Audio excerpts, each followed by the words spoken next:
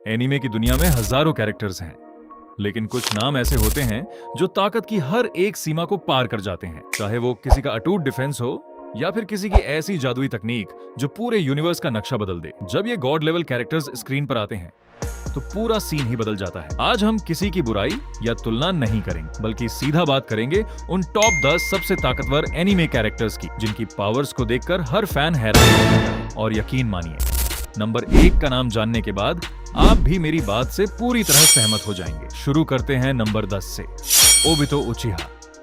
इस लड़के ने सिर्फ अपनी एक दोस्त रिन के लिए पूरी दुनिया को नरक बनाने का फैसला कर लिया था। ओबितो की सबसे टूटी हुई पावर है उसकी आंख का कामुई।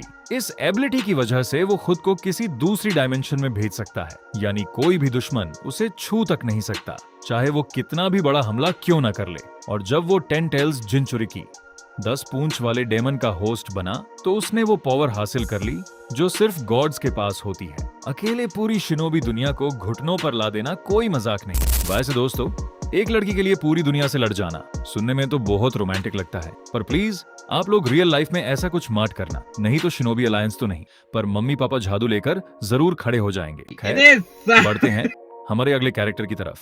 नंबर 9 पर आता है मैश बर्नडेड।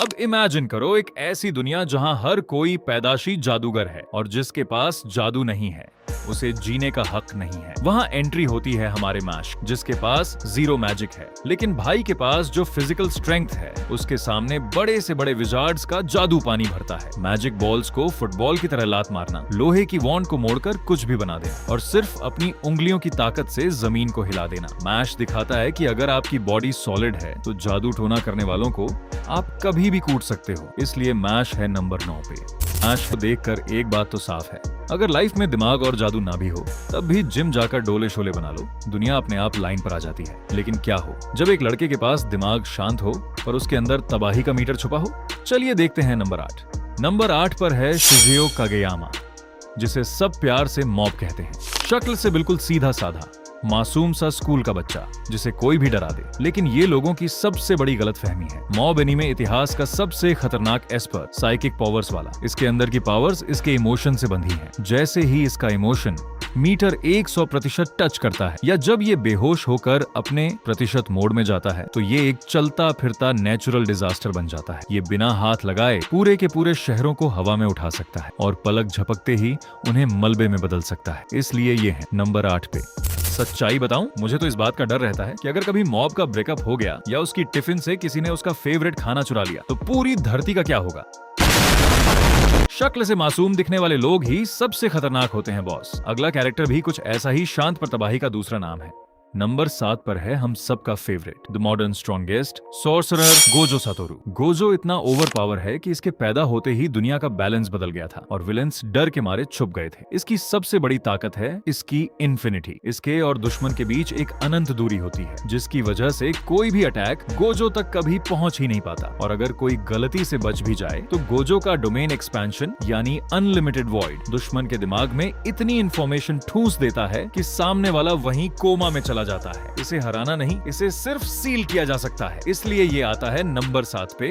गोजो का सिंपल हिसाब है, मैं इतना हैंडसम और इतना स्ट्रॉन्ग हूँ कि मुझे किसी की जरूरत ही नहीं है। वैसे गोजो फैंस ज्यादा खुश मत हो, क्योंकि उसकी इन्फिनिटी जितनी सॉलिड है उसकी नसीब में बॉक्स सील होना उतना ही पक्का था। चलिए अब बात करते हैं एक ऐसे बंदे की जो मरने के बाद भी चैन से नहीं बैठता।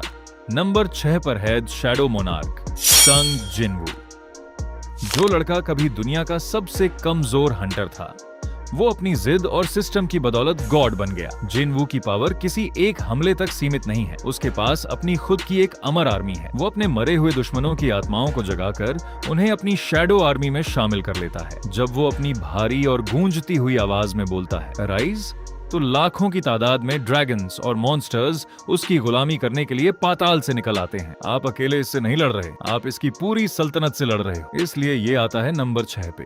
जिनवू के साथ रहते रहते मुझे भी अराइज बोलने की आदत हो गई है। सुबह जब मम्मी उठाने आती हैं तो दिमाग में सबसे पहले यही वर्ड आता है, लेकिन अफसोस वहाँ शैडो आर्मी नहीं, सिर्फ गुस्सा आता है। चलिए अब चलते हैं हमारे अगले कैरेक्टर पर, जिसके अंदर इतने फॉर्म्स हैं कि खुद कंफ्यूजन हो जाए। नंबर 5 पर है इचिगो कुरोसाकी।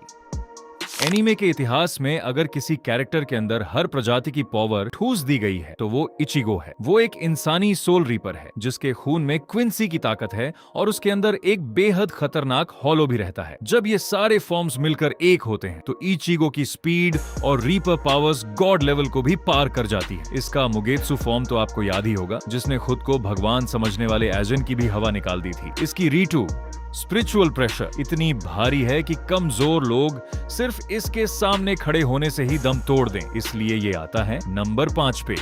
इचिगो की लाइफ का एक ही मकसद है, जो भी नया पावर अप मिले उसे अपने अंदर डाल लो। सोल रीपर हाँ, हॉलो हाँ, क्विंसी वो भी हाँ। लगता है अगला पावर अप इसको गाड़ी चलाने का मिलेगा, लेकिन हमारा नंबर 4 इससे भी बड़ा कॉपीकैट है जो दूसरों की मेहनत पर पानी फेर देता है। नंबर 4 पर आता है कॉस्मिक गारो। गॉड की पावर्स का एक छोटा सा हिस्सा मिलने के बाद इस बंदे ने जो तबाही मचाई थी, उसने वन पंच मैन के पूरे यूनिवर्स को हिलाकर रख दिया था। कॉस्मिक गारो की सबसे टूटी हुई एबिलिटी है ऑन लाइफ इरेडिकेशन फिस्ट। वो किसी भी यूनिवर्स के कैरेक्टर की ताकत, उसकी स्पीड और उसके हमलों को उसी सेकंड कॉपी कर सकता है और उसे उससे भी बेहतर तरीके से इस्तेमाल कर सकता है। उसने न्यूक्लियर फिशन और गामा रे बर्स्ट जैसे हमलों को अपने हाथों से करके दिखाया था, जो स्टार्स को तबाह करने की ताकत रखते हैं। इसलिए ये है नंबर 4 पे। गैरो को देखकर स्कूल के उन बच्चों की याद आती है जो एग्जाम में आपकी पूरी आंसर शीट कॉपी करके आपसे ज्यादा मार्क्स ले आते हैं। मतलब पूरे यूनिवर्स की पावर्स को ही कॉपी कर लिया। इतना दिमाग अगर पढ़ाई में लगाता तो टॉप कर जाता। पर अगला जो कैरेक्टर है उसे किसी की कॉपी करने की जरूरत नहीं, उसका नाम ही काफी है। नंबर 3 पर है वो लेजेंड जिसने विलेन शब्द की परिभाषा ही बदल दी, मादारा उचिहा।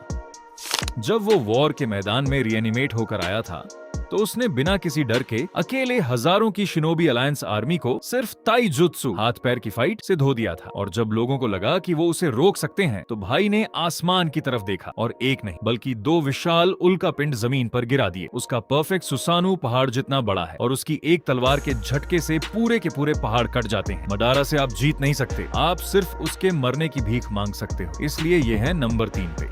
मदारा ने जब आसमान से 2 बड़े पत्थर गिराए थे तब शिनोबी आर्मी का रिएक्शन देखने लायक था। भाई एक से तो बच गए, ये दूसरा कहां से आया? सही में मदारा के सामने घमंड करने वाले सिर्फ मिट्टी में मिलते हैं। पर क्या हो जब इस लीजेंड से भी बड़ा एक ऐसा बंदा आए जो सिर्फ एक पंच में सब खत्म कर दे। प्रेडिक्टेबल है ना? देखते हैं नंबर 2।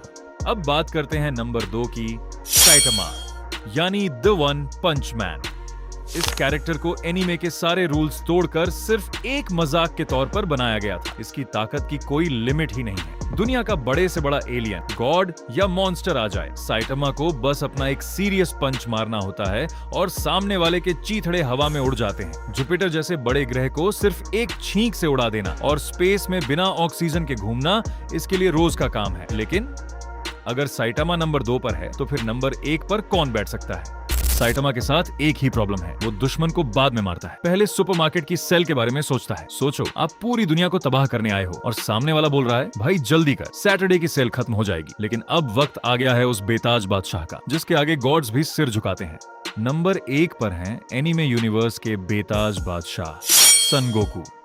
गिटार बजना बंद करो, क्योंकि जब इस सयान की बात आती है तो सारे यूनिवर्स के गॉड्स भी अपनी सीट से खड़े हो जाते हैं। गोकू की सबसे बड़ी खासियत ये है कि वो कभी रुकता नहीं है। जब भी कोई दुश्मन उसे हराने की कगार पर होता है वो अपनी लिमिट्स को तोड़कर एक नया फॉर्म ले आता है, चाहे वो सुपर सयान हो या फिर गॉड्स की पावर वाला सुपर सयान ब्लू। और जब उसने मास्टर्ड अल्ट्रा इंस्टिंक्ट हासिल किया तो उसकी बॉडी बिना सोचे समझे अपने आप हर हमले को डॉज करने लगी। गॉड ऑफ डिस्ट्रक्शन भी उसकी इस ताकत को देखकर कांप उठते हैं। एनीमे के इतिहास का सबसे स्ट्रांगेस्ट किंग सन गोकू ही है।